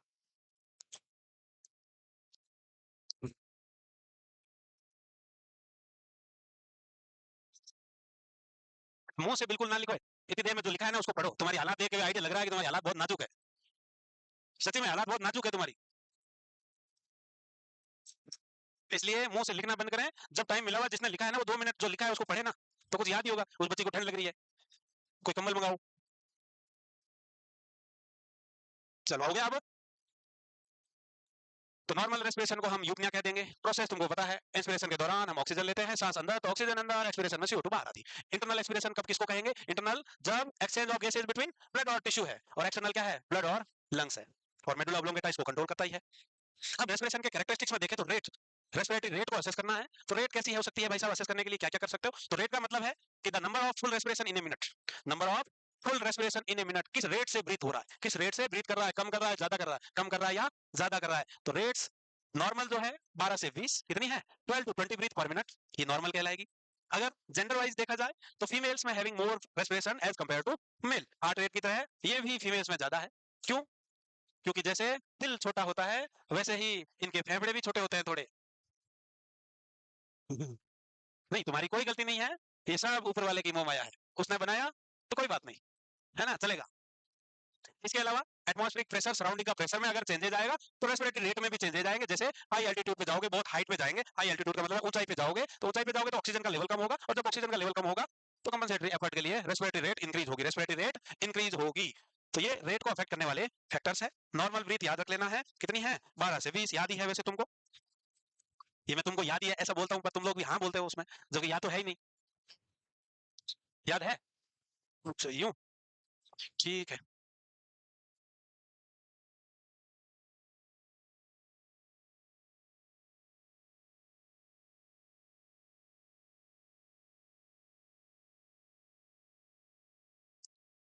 क्या बेटा फोन चला रही है क्या? फोन, उधर उधर उधर। फोन है क्या रे पहलवान? इस बच्चे के हाथ में फोन था? तुम्हारे नहीं रहे यार, तुम्हारे पीछे वाले तो देख पाएगा। फोन तो नहीं है बेटा उधर। पर मैंने देखा तुम 5 मिनट से सिर्फ न लिख रही है, न कुछ कर रही है, और यूं नीचे झाँक रही है। एंगल से आई एंगल से पता चलता है कि उधर कुछ है।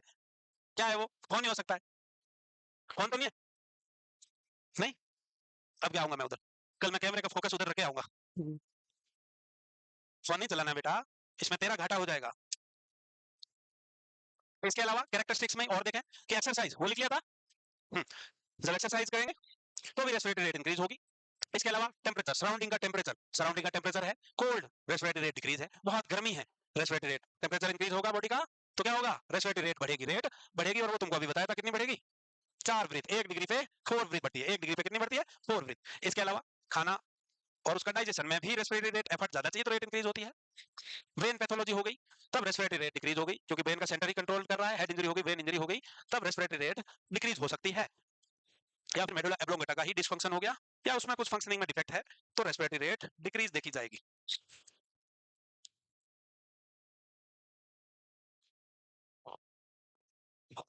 तुम कितनी सांसें लेते हो? कितनी लेते हो? 30? 30 का ले रहे हो? बड़ी हुई है ये तो। है?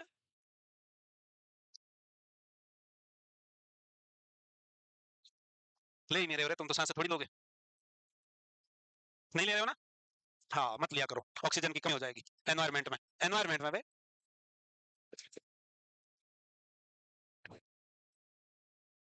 exercise increases auto demand, which leads to increase in respiration. Temperature also affects. Cold temperature decreases the respiration, as hot temperature increases the respiration. 1 degree का इंक्रीज हुआ 4 ब्रीथ को इंक्रीज कर देगा। खाने का डाइजेशन भी इंक्रीज कराएगा। और ब्रेन में पैथोलॉजी है, कोई दिक्कत है, तो भी रेस्पिरेटरी रेट डिक्रीज हो सकती है। चले आगे लिखिए भाई पहलवानों पीछे। ये एनर्जी लेवल चाहिए। लड़कियां कैसे मुड़ी हुई बैठी है, लड़के मेरे को कम दिख रहे हैं, पर जो दिख रहे हैं वो कम से कम ऐसे खुश खुश तो है। उदास एक दो चेहरे हैं। अच्छा जो पीछे बैठे हैं वो खुश है ऐसा? आगे तो है ही नहीं है। अरे तुमको ऑटोमेटिक ओबीडियंस हो चुकी है, अब कोई दिक्कत नहीं है। अब भैया डेप्थ, डेप्थ कैसी है? डेप्थ जिसमें मेनली टाइडल वॉल्यूम कहलाता है, कि टोटल अमाउंट ऑफ एयर हमने सांस में ली, क्या कहलाएगा? टाइडल वॉल्यूम कहलाएगा। 500 ml of air moves in और आउट विद द लंग्स एक साइकिल में, इसको हम टाइडल वॉल्यूम कहते हैं। और ये नॉर्मली 500 ml होता है। अगर डेप्थ बढ़ेगी, इंक्रीज होगी, तो हम क्या होगा? 500 ml से ज्यादा लेंगे और छोड़ेंगे एक रेस्पिरेटरी साइकिल में। If volume is more than 500 ml, it means deep breathing चल रही है। और सेलो ब्रीथ का मतलब है शॉर्ट ब्रीथ। सेलो ब्रीथ का मतलब होता है शॉर्ट ब्रीथ, जब सांसें नॉर्मल ना लेके छोटी छोटी शॉर्टर ब्रीथ ले रहे हैं, इसका मतलब अमाउंट है जो एयर का कम ले रहे हैं, अमाउंट है जो एयर का कम ले रहे हैं, वो 500 से कम होगा टाइडल वॉल्यूम। तो याद रखना है कि अगर टाइडल वॉल्यूम 500 ml से ज्यादा अगर इंस्पिरेशन और एक्सपिरेशन में यूज हो रहा है, तो डीप ब्रीथ है। और अगर सेलो ब्रीथ यानी शॉर्ट ब्रीथ है, तो वो लेस देन 500 ml होगा। बाकी ये टाइडल वॉल्यूम से लेके एंड वो एंड रेस्पिरेटरी वॉल्यूम, ये वॉल्यूम सारे वॉल्यूम जो है रेस्पिरेटरी सिस्टम की एनाटॉमी में पढ़ाया जाएगा आपको। रेस्पिरेटरी सिस्टम कौन पढ़ाता है? आज सर या की सर? अच्छा, पुराने बच्चों को पढ़ा दिया।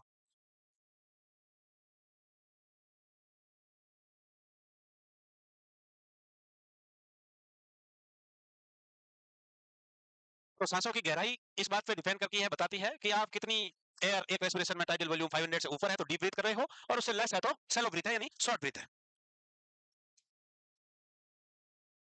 हाइपोक्सिया क्या है और हाइपोक्सीमिया क्या है, ये टर्म भी अगर नहीं आते किसी को, आऊं मैं पीछे। वैसे मैं पहचानता हूँ वो कौन है, मैं पहचानता है वो कौन है इधर। कौन है ऐसा बच्चा जिसको हाइपोक्सीमिया और हाइपोक्सिया का मतलब नहीं पता? मैं जानता है उस बात को।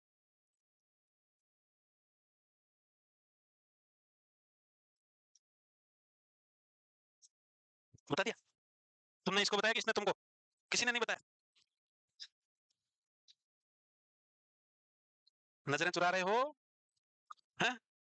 नजरें चुरा रहे हो का मतलब है मामला गंभीर है। अरे तुमको पता है ना? हाँ बेटा, उदास उदास लग रही है, एक आंसर बता, ताकि अच्छा लगेगा तुम्हें भी और मुझे भी। बता, हाइपोक्सीमिया क्या होता है? ब्लड की क्या होगी बेटा? ब्लड की कमी को एनीमिया बोलते हैं बेटा। है? ब्लड में O2 की कमी, शाबाश। और बेटा आप बताओ हाइपोक्सिया क्या है? हाँ, डिक्रीज कहाँ पे?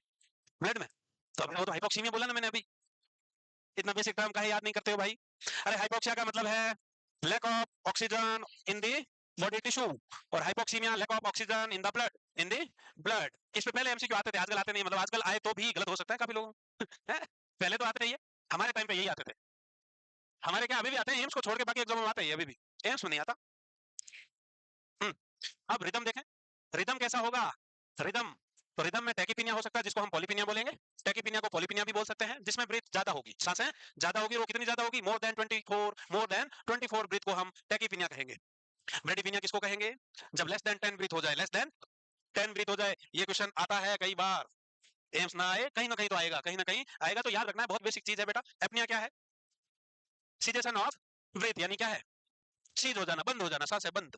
ये क्या कहलाएगा, एपनिया कहलाएगा। हाइपरपनिया क्या है, depth, hyperpnoea is increase in depth of breathing, increase in depth of breathing क्या कहलाएगा, हाइपरपनिया कहेगा। ऑर्थोपनिया, ऑर्थोपनिया का मतलब है patient can only breathe in upright position, patient can only breathe in upright position क्या कहलाएगा, ऑर्थोपनिया। यहाँ इंसान को जैसे ही सोएगा ब्रीथिंग डिफिकल्टी होने लगेगी, डिस्निया होने लगेगा, डिस्निया यानी डिफिकल्टी इन ब्रीथिंग। जैसे ही फ्लैट लेटेगा, सुपाइन लेटेगा, डिफिकल्टी इन ब्रीथिंग होगा, वापस अपराइट पोजीशन यानी फॉलर टू सेमी फॉलर और बैठ जाएगा, तो सांस में आराम आता है। ये मेनली अस्थमा सीओपीडी इन कंडीशन में देखने को मिलता है। कौन सा, ऑर्थोपनिया। और ऑर्थोपनिया का अपोजिट क्या है किसी को याद है तो बताओ, मैंने बता रखा पहले वैसे पुराने बच्चों को। ऑर्थोपिनिया का अपोजिट क्या होता है, what is the opposite word for orthopnoea. जैसे ऑर्थोपिनिया में क्या समझ रहे हो आप, patient is breathe only in upright position, इसको दूसरे वर्ड में लिखें तो कैसे लिखोगे, having difficulty in breathing in flat और सुपाइन पोजीशन, है ना, having difficulty in breathing, having dyspnoea, सीधा लिख देते हैं, डिस्निया इन सुपाइन और फ्लैट पोजीशन, सुपाइन और फ्लैट पोजीशन। अब इसका उल्टा क्या होगा, इसका उल्टा क्या होगा कि पेशेंट अपराइट पोजीशन में यानी कि बैठेगा या खड़ा होगा तो सांसों में दिक्कत आएगी, सीधा लेट जाएगा तो आराम पड़ जाएगा। ये क्या है, उसके लिए वर्ड क्या है? गूगल कर लिया बेटा, है? इसके अपोजिट टर्म होता है प्लेटिपिनिया, प्लेटिपिनिया ऑर्थोडेक्सिया, प्लेटिपिनिया ऑर्थोडेक्सिया बोल सकते हैं। प्लेटिपिनिया ऑर्थोडेक्सिया का मतलब है यहाँ patient can only having easier breathing in supine position, easier breathing in supine position and having difficulty in upright position, sitting position or standing position। तो इसमें लिख लो patient having dyspnea in upright, sitting or standing position, or standing position, dyspnea is relieved by, dyspnea is relieved by flat position और supine position। और ये condition mainly किसमें देखने को मिलती है, कार्डियक एनोमलीज में, कार्डियक एनोमलीज में, लाइक वीएसडी, एएसडी और other congenital anomalies of heart. Ductus, patent ductus arteriosus, patent ductus arteriosus वाली कंडीशन में भी देखने को मिलती है। तो ये याद रखना है, तुम सिंपली मीनिंग याद रखो, प्लेटिपिनिया ऑर्थोडेक्सिया, प्लेटिपिनिया ऑर्थोडेक्सिया जस्ट अपोजिट किसका है, ऑर्थोपिनिया का है, ऑर्थोपिनिया का अपोजिट वर्ड है। अब तुम मेरी राइटिंग में दिमाग लगा रहे हो, ये कहाँ लिख दिया है, वही कर रहे हो, तो सुनो, इतनी सुंदर राइटिंग, वाह क्या लिखी है उसके बाद। हाँ, ये लिखा हुआ है पेशेंट, अब सुनो मैं बोल रहा हूँ, है यहां से, ये तो प्लेटिपिनिया है, PLATY, पी लिखो बेटा, PLATY, PNEA, ये हो गया प्लेटिपिनिया। फिर है ऑर्थोडेक्सिया, ऑर्थोडेक्सिया, अब उसमें लिखो पेशेंट हैविंग HAVING, हैविंग, कमाल करते हुए तुम भी, है dyspnoea in upright position, sitting position और standing position, and dyspnoea is relieved by flat position और सुपाइन पोजीशन, फ्लैट पोजीशन और सुपाइन पोजीशन।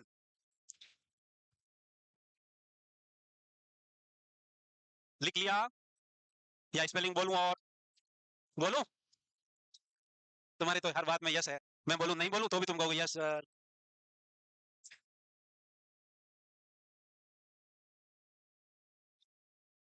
ले बेटा बता, तुम बहुत मुस्कुरा रही हो, तुम ही बताओ, हमारे खंबे का पिलर गिरा, कलर उतार दिया सारा, खड़ी हो बता, एक क्वेश्चन पूछ रहा हूं बता, नसीब डे का थीम क्या था इस बार, कोई नहीं बोलेगा, ऐसा समझो तुमको सांप सूंघ गया हो। हाँ हाँ, our nurses our future, the economical power of care, economical power of care। बैठ बेटा, पड़ोसी ने बताया यूं छुपके पर, पड़ोसी बहुत हेल्पफुल है। साइटोरियस रेस्पिरेशन क्या होगा, तो साइटोरियस रेस्पिरेशन का मतलब होता है noisy breathing due to secretion, अगर एयरवेज में सिक्रेशंस है उसकी वजह से नॉइजी सांसें हो रही है, खखराट घड़घड़ाहट वाली, ये साइटोरियस ब्रीथिंग कहलाएगी। अब अलग अलग साउंड वाली अलग ब्रीथिंग है, वो भी आगे देखेंगे कि अगर एयरवेज में सिक्रेशंस है और उससे ब्रीथिंग नॉइजी हो रही है, आवाज आ रही है सांसों की, उसको हम साइटोरियस ब्रीथिंग बोलते हैं। उसमें आएगा व्हीजिंग, रेल्स, ये सब आएंगे, आगे देखेंगे, व्हीजिंग, रेल, साई, कई तरह की चीजें आएगी। तो सार्टोरियस एक लाइन ही तो बची थी, मैं क्या खड़ा हूं लिखने के लिए, एक ही तो थी, हो गई। हम्म, हाँ, क्या जुर्म हो गया?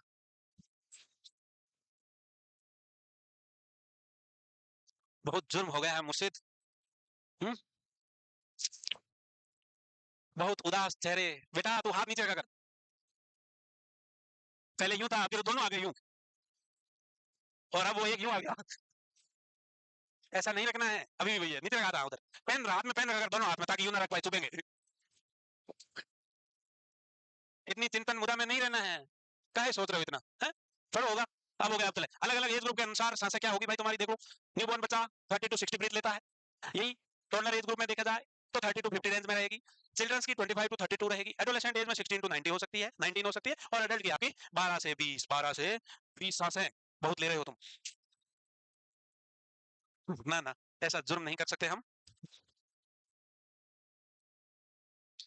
सांसें ऊपर वाले ने दी है तुमको, तो लेनी है उतनी तो। बीच बीच में सिचुएशन आएगी, कभी सांसें ज्यादा लोगे, और फिर एक दिन, उस दिन में अभी वक्त है, पर उस वक्त का किसी को पता नहीं है। अगर पता होता तो इंसान बहुत कुछ अलग करता, और या फिर कुछ नहीं कर पाता, दोनों में से एक चीज है।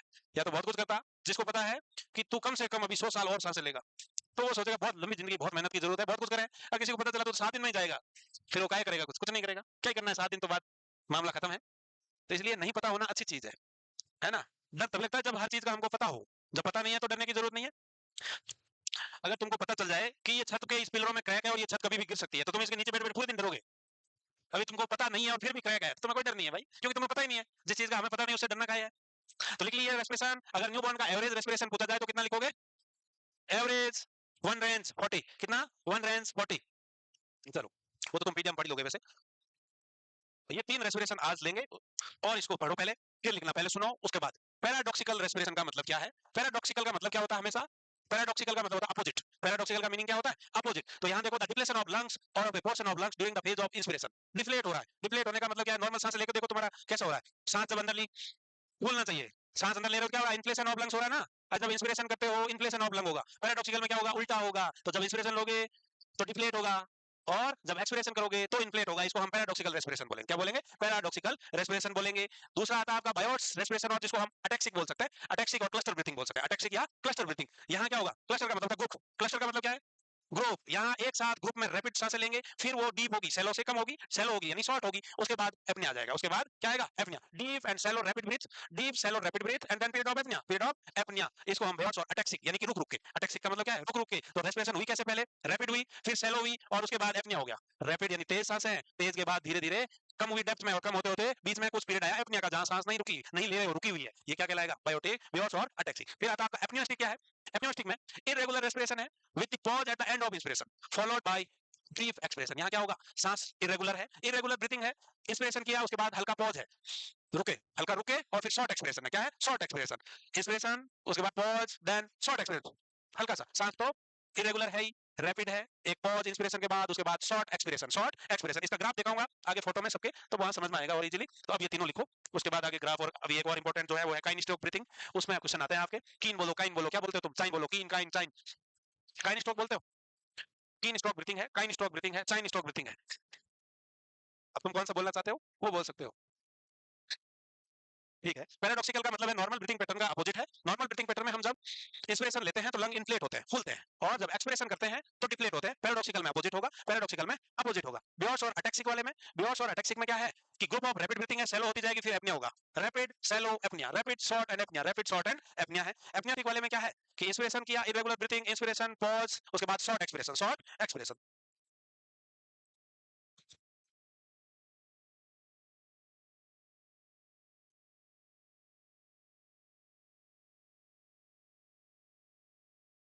मुंह से ना लिखो रे। हे बालिके, क्या हुआ? कुछ कहना चाहती हो? कहो।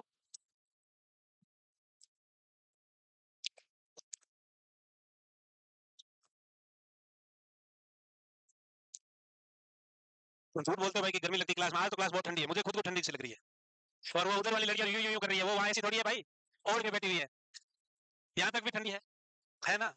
पीछे अरे पीछे तुम्हारे गर्मी है भाई, तुम सब सूरज हो ना, तुम वो सूरज वाली गर्मी हो, क्योंकि तुमको सूरज की तरह चमकना है ना, तो तुम रोज जल रहे हो इसलिए गर्मी आ रही है। हम्म। और कभी कभी नहा भी लिया करो, गर्मी कम लगेगी है। हाँ मानते हैं पानी इंपॉर्टेंट है, बट चलता है गर्मियों में। हाँ। और बुखार हो तो भी नहा लेना, कोई दिक्कत नहीं होगी। सब मजाक है, मुझे पता है तुम 3 टाइम नहाने वाले लोग हो हैं, दिन में 3 बार नहाने वाले लड़के हैं वो सारे। कोई नाराज मत होना भैया से बोल दिया नहाते नहीं हो, है नाराज हो गए हो क्या? ये सर बोल दिया देखो। कोई नहीं, नाराज हो जाओ फिर नहा के आना कल। बिल्कुल। तो 3 तरह के रेस्पिरेशन, पैराडॉक्सिकल का मतलब है opposite of normal respiration, opposite of normal respiration in which during inspiration the lungs deflates and during expiration lungs inflate होंगे। दूसरा आपका बेयर्स है, बेयर्स में आपका रैपिड शैलो ब्रीथ है, period of apnoea, rapid breath shallow breath and period of apnoea आएगा। एपनियोस्टिक रेस्पिरेशंस, एपनियोस्टिक में दिख रहा है आपको कि क्या क्या रेस्पिरेशन है, इरेगुलर है, इंस्पिरेशन के बाद पॉज है, और शॉर्ट एक्सपिरेशन है, शॉर्ट एक्सपिरेशन। इसके आगे का अपन करेंगे कल, तब तक लिखो लिखो लिखो। अब कहाँ गए हो, कहाँ जा रहे हो भाई? सबसे पीछे बैठा, सबसे पहले भागने की कोशिश की है, कोई बात नहीं चलता है, ले आओगे।